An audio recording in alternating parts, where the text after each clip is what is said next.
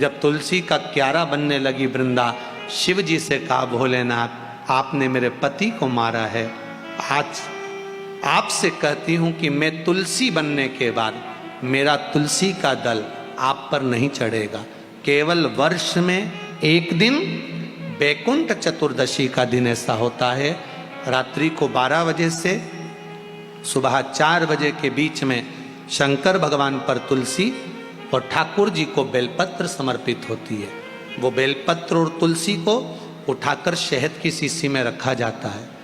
शहद की शीशी में उसको रखकर जो बच्चा पढ़ने में कमज़ोर हो, बुद्धि में कमज़ोर हो, जिसकी चंचल वृत्ति हो या मन पढ़ाई में स्थिर नहीं हो रहा हो, उसको 1 महीने तक वो शहद चटाया जाता है। 1 महीने से ज़्यादा नहीं चटाना है।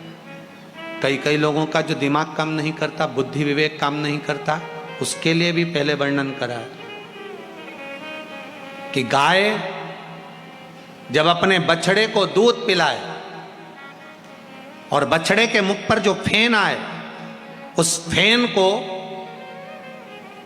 अमावस्या के दिन दोपहर में 12 बजे चम्मच में लेकर, जो बच्चा चिड़चिड़ करता हो या पढ़ाई में मन नहीं लगता हो या दिमाग थोड़ा सा कमजोर हो, डॉक्टर के इसका विवेक काम नहीं कर रहा, बुद्धि काम नहीं कर रही है, उस बच्चे को 2 या 3 अमावस्या गाय जब बछड़े को दूध पिलाए, बछड़े के मुंह पर जो फेन आता है वो फेन उस बच्चे को पिला दिया जाए तो बच्चा विद्वान होता है, उसका विवेक काम करना प्रबल हो जाता है।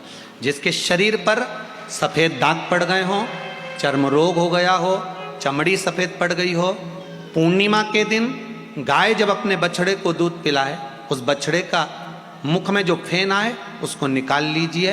पूर्णिमा की रात्रि को 12 बजे शरीर में जहाँ जहाँ पर सफ़ेद दाग पड़ गए हों, चमड़ी सफ़ेद हो गई हो, उस जगह पर लगा लीजिए। चंद्रमा की रोशनी में कम से कम आधा घंटा बैठ जाइए और बैठने के बाद में उसके बाद में फिर स्नान कर लीजिए।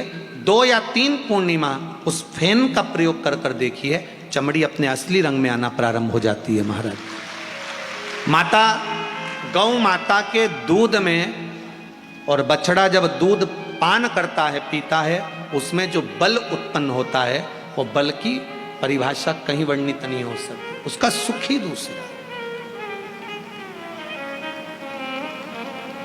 आप उसको अपने जीवन में उतार सकते हैं, आप उसको अपने जीवन में रख सकते हैं, सार्थकता उत्पन्न कर सकते हैं। महाराज, शिव महापुराण की कथा करती है और निवेदन, फिर निवेदन है महाराज, प्रयास करिए अपने जीवन में कि गौ माता की सेवा करें। बन सके, ये जरूरी नहीं है कि हम गायों को अपने घर में रख नहीं पा रहे हो तो हम रखें, ये भी जरूरी नहीं। हम तो कहते हैं जितना बन सके बस इतना प्रयास करो कि पॉलीथीन का प्रयोग कम करिए, जिससे वो पॉलीथीन का कचरा गौ माता के मुख में ना जाए, इसका प्रयास करिए। गाय को सुरक्षा हो और वो स्वस्थ रहे। महाराज, शिव महापुराण की कथा कहते